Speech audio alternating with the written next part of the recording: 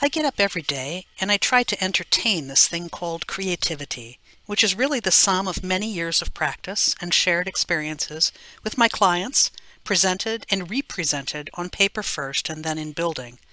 This is a process of discovery for all of us involved. It never occurred to me until I committed to speaking about creativity that I had absolutely no idea how to do so, other than just to relate my thoughts. It would be easier too if I could deconstruct some fully baked idea of creativity, presenting it as a series of measured ingredients to combine and bake. But what I can say for certain is that creativity is not this or any recipe at all. I didn't really anticipate how challenging it would be to coherently discuss this intangible stuff. We tend to recognize creativity when we see it, but it's extremely hard to define. It's also a process that is just plain grueling and awkward. Creativity involves being confident and vulnerable, insecure, fearful, and accepting. And to complicate the matter further, one person cannot do it alone. You can't buy more of it by paying more for it, and it bears a striking resemblance to, but is not identical to, magic, which we still need to believe in order to have creativity at all. I think the puzzle for me is, I find that to talk to a group of people about something I don't fully understand, something I have many, many more questions about than I do answers, means that I need to explain to you what we have in common by telling you how I consider creativity, so that you might find a way to listen first and then retell to yourself and others the parts of this story that make sense to you in your own terms. This might be for no other reason than to fill the room with people as equally uncomfortable as I am, but I hope that, in the end, my stream of thoughts and juggling of the words imagination, play, creativity, storytelling, and innovation will somehow raise your spirits. On our planet, there exists an age-old dichotomy, a contradiction between our ability to make some sense of the world around us and our capacity to see beyond what meets the eye. In its most stripped-down campaign, this is reason versus imagination. Both active rivals inside each and every one of us, physicists and playwrights, kindergartners and custodians alike. We all find comfort in both paved pathways and probability, and simultaneously we find passion in free will and inventiveness. Einstein said it plainly, reason and logic will take you from A to B. Imagination will take you everywhere. Imagination then has unlimited distance, unlimited breadth, far and wide. Reason is bounded. Reason has the kind of beauty and charm one might find in a brain scan or a mathematical proof. Imagination is seductive and passionate. You can fairly easily see that reason and imagination do and must eventually coexist. It is imagination, however, that creativity most relies upon. Imagination is the very root of one of the most human of behaviors, storytelling, and storytelling is the energy and the force behind creativity. Imagination and creativity are not the same. Before we can define creativity, let alone unfold its embrace, we must both appreciate and depend upon imagination, the opening act of creativity, as almost all of us have this gift from the moment we're born. Imagination, so fundamental to our consciousness, is ripest in young children. It ignites passion and delight. When life sucks at the age of 4 or 5, it is imagination that is both magical and real. Life swells with helium, barely bound to reality on the end of a string, as imagination seamlessly becomes play. And somehow we are 40 or 60 years old, or as my granddaughter says, unyoung. We've oxidized and methylated, and in our aging, we lose confidence in our imagination, and we find stability and resolve in reason, in the wisdom of age. This is an event. This is the situation. These are the facts, and this is the problem. This has been and will be the answer. Merriam-Webster, an exceedingly old company that I imagine is probably full of exceedingly old people, naturally equates reason and age to intelligence and wisdom. Wikipedia, which requires one to be clever just to make it to publication, calls reason creative imagination. Eye of the beholder and all notwithstanding, I'm pretty sure that these are both terribly wrong. The truth is, the older we get, the more we retreat from our imaginations, forget about the importance of activity for fun or curiosity, lose our recollection of play, unfasten from the dichotomy. At its worst, our imaginations, once the highways of emotion and open-ended narratives and stories, have culminated in a parking lot of endlessly parking and unparking preconceptions and conditions. We left our inner child, our most enchanting resource for inspiration, out on the highway looking for the playground. So then, what of imagination, let alone creativity, in this atmosphere of all of us reasonable people, always adapting ourselves to the world, exercising reasonable people caution and due care, sublimating our reasonable people birthrights of imagination and play? Regarding the resuscitation of imagination, here's what I suggest. First, since we know we all have yarns and exuberance in us, we can cough up a little contrast to reason. For instance, let's take note that an unreasonable person persists in trying to adapt the world to themselves or to those with whom unreasonable people find common controversial ground, unreasonably questioning practical realities, unreasonably varying positions and perspectives. An unreasonable person cannot be reasoned with, and of course, psychology today is filled with advice on how to deal with unreasonable people, such as listen, be kind, stay calm, don't judge or demand compliance, look for others to include in the conversation.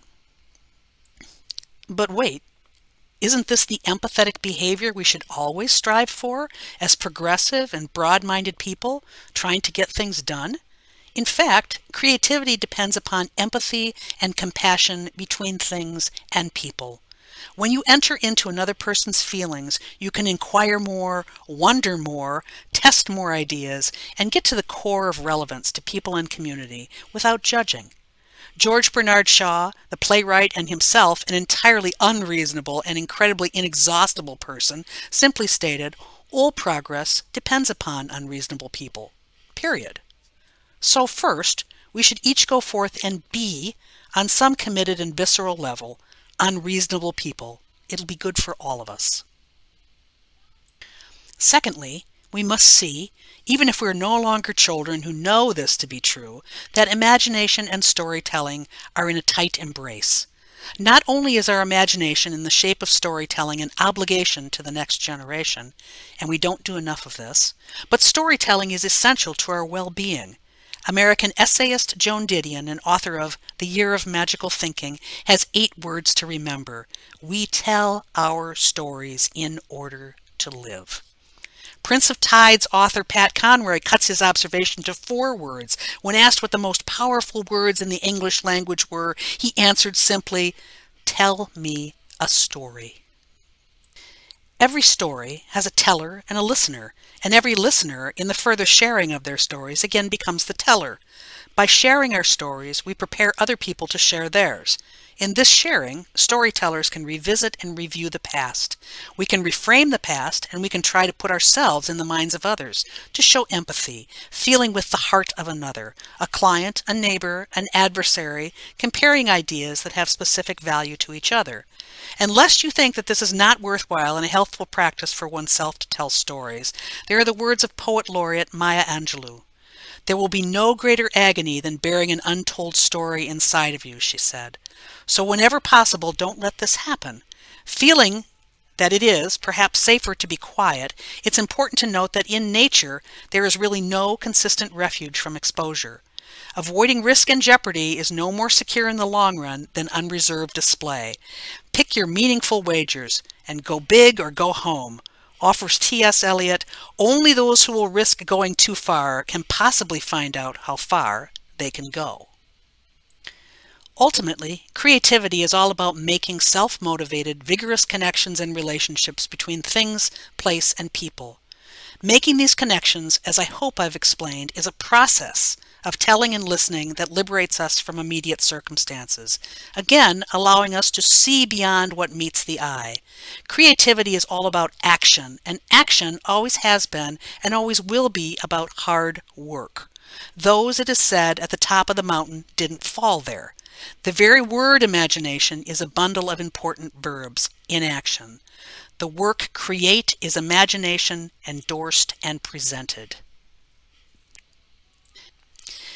Derived from the Latin imago, meaning to picture a likeness, the word imagination contains the richness and the vastness of the verbs to see and to perceive. Imagination is not quite dreaming, nor is it trite interpretation of appearances or the way something looks. It is, as I previously mentioned, threaded to reality. One of the simplest examples of explaining one's imagination came from Michelangelo, who felt that every block of stone had a sculpture embedded in it, and his charge as a sculptor was to find it.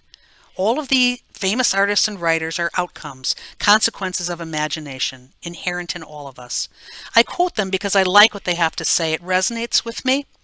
These familiar artists are not intimidating, nor are the rest of us common souls any less than the most influential. Do not strive to be like them, but note that we are no different in capacity. We feel, see, sense, smell, taste, listen, or possess some combination of these faculties, and we all imagine what we desire. With exertion, persistence, and passion, we resolve to share what we imagine. With endurance and tenacity, we create what we have processed. Whether or not our work can be called successful now or in the future is dependent on our labor and dedication. It is the same for you or me. For Annie Leibovitz, Patricia Kahnlake, Joan Miro, Georgia O'Keeffe, for me there is never enough time for the necessary work, but the inspiring people before me, having metaphorically thrown the gauntlet, bring joy to the effort. Creativity, then, unlike imagination, but very much a cousin to play, involves doing something new, putting imagination to work, unleashing the potentials of ideas, pushing the limits of what we believe we know, breaching the envelope of convention and precedent, unfolding the embrace of our place in the world. Unfolding the embrace. Consider these words that involve two or more. To let go of closeness, to give space to affection, to widen the circle, to step back. As important as it is to embrace our own capacity for imagination, it is even more important to learn the dance of creativity that requires us to let go of our created things for the sake of critique by one or many.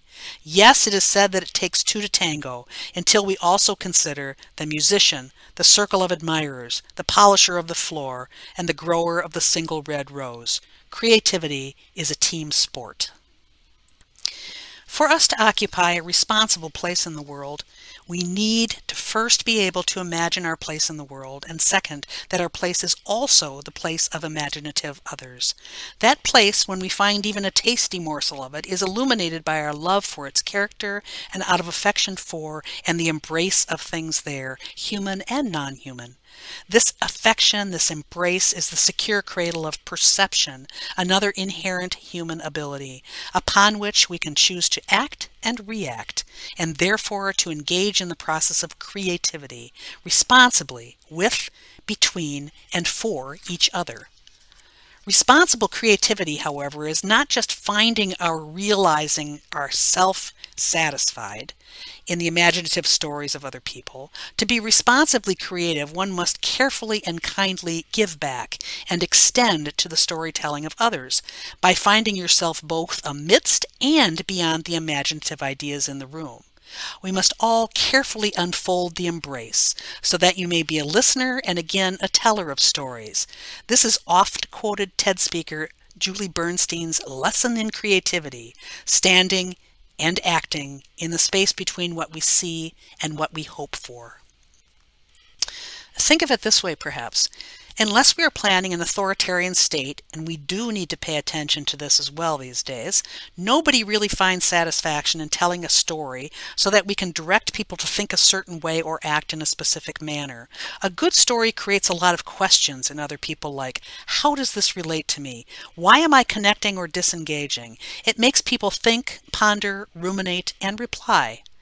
I've always liked this quote and had to rediscover the author, poet and writer Saint-Exupéry, who wrote, "If you want to build a ship, don't drum up people to collect wood and don't assign tasks and work, but rather teach them to long for the endless immensity of the sea. Imagine the telling and retelling of this story." William McKnight, 3M president, warned of ordaining rules for imagination and creativity. More practically, listen to creative thinking, he said. No matter how absurd it may sound at first, if you put fences around people, you get sheep. And Virginia Woolf, whose practice of stream of consciousness writing I will blame in part for this presentation, has a great quote regarding creativity. I thought how unpleasant it is to be locked out, and I thought how it is worse, perhaps, to be locked in.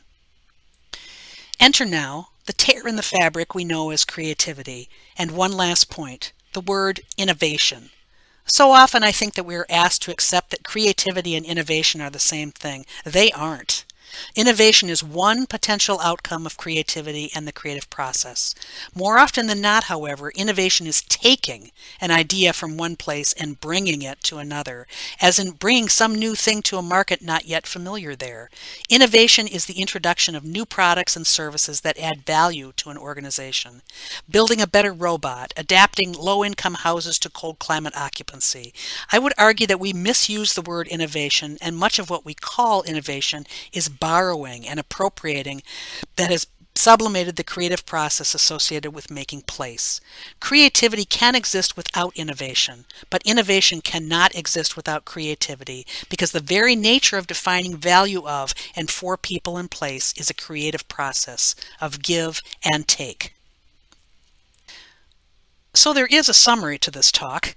We are all imaginative, but we must believe this to be true, and we must depend on our birthright.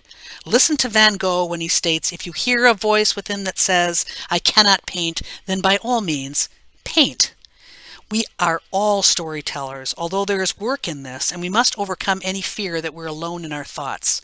Curiosity and imagination will fill in the blanks. Whenever you find yourself laughing or crying, incredulous or exuberant about something, you have a story to tell.